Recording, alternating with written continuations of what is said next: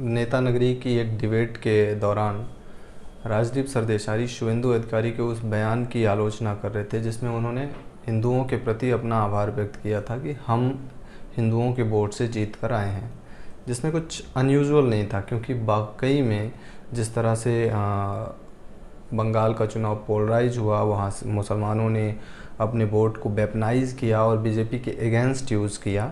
इतना ज़्यादा anti incumbency थी ममता बनर्जी के ख़िलाफ़ और टीएमसी के ख़िलाफ़, फिर भी एक मुश्त वोट टीएमसी को मिला।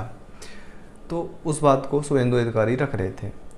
तो राजदीप सरदेसाई शुवेंदु अधिकारी के लिए उस बात की जब आलोचना कर रहे थे, तो जो काउंटर में एंकर था उसने काउंटर किया कि क्या आपको नहीं लगता कि ये जो इस तरह से उन्होंने बोला वो एक रिएक्शन था, जिस तरह से वोटिंग हुई, जिस तरह से वेपनाइज किया गया चीज़ों को, जिस तरह से रामनवमी के प्रोसेसन को रोक कर मुहर्रम का जुलूस निकलना सही ठहराया जाता था। तो वो क्या इन सब चीज़ों का रिएक्शन नहीं था जो ये कहा गया? तो इस पर राजदीप सरदेसाई चुप हो जाता है और बोलने लगता है कि यार ये तो डिबेट का इशू है कि काउंटर पोलराइजेशन हुआ है या नहीं हुआ है, बट शुवेंदु अधिकारी ने गलत बोला। जिस तरह से शुवेंदु अधिकारी जिसकी बात आप कर रहे हो, आप उनके स्टेटमेंट्स देखिए ना, वो क्या कह रहे हैं कि मैं हिंदू वोटरों का आभार हूं। पोलिंग बूथ के बाहर कहते हैं हिंदू जाग उठा है। आप सोच सकते थे ये होता इस देश में 25 साल पहले? अगर होता तो हम कहते ये एक्सट्रीमिस्ट है, ये कट्टरवादी है। आज वो जिसे 20-25 साल पहले कट्टरवादी कहते, आज वो मुख्यमंत्री बंगाल जैसे राज्य के बन रहे हैं। तो एक नॉर्मलाइजेशन हो गई है, ये हिंदू वोट बैंक की राजनीति की एक नॉर्मलाइजेशन हो गई है और उसको काउंटर करना मुश्किल है।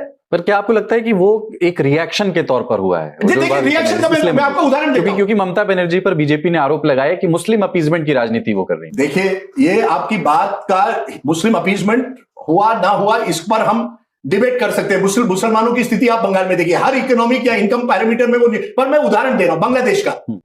किसी के भी राजनीतिक विचारों को परिवर्तित करना आसान नहीं होता, लेकिन हाँ, अगर हम अपनी बात को तर्क और तथ्य के माध्यम से निष्पक्षता के साथ बोलें तो शायद हम किसी भी व्यक्ति को थोड़ा सा प्रभावित कर सकते हैं, उसके विचारों को थोड़ा सा प्रभावित कर सकते हैं। लेकिन राजदीप, आपके अंदर ना तो निष्पक्षता का साहस है और ना तर्क और तथ्य मजबूत हैं। निष्पक्षता आपकी इसलिए भरोसेमंद नहीं है क्योंकि आपका एजेंडा जो है वो आपको निष्पक्ष नहीं होने देगा, वो आपके साहस को तोड़ देता है। दूसरा, आप सिर्फ भारतीय जनता पार्टी के विरोध में अपने तर्क और तथ्य रखते हैं, उसके काउंटर में जो पार्टीज़ हैं उनके साथ आप इतने अलाइंड हैं कि उनकी कमियां आपको दिखती हैं नहीं। तो आपके जो तर्क हैं, जो तथ्य हैं, उनसे सामने वाला प्रभावित कैसे हो सकता है?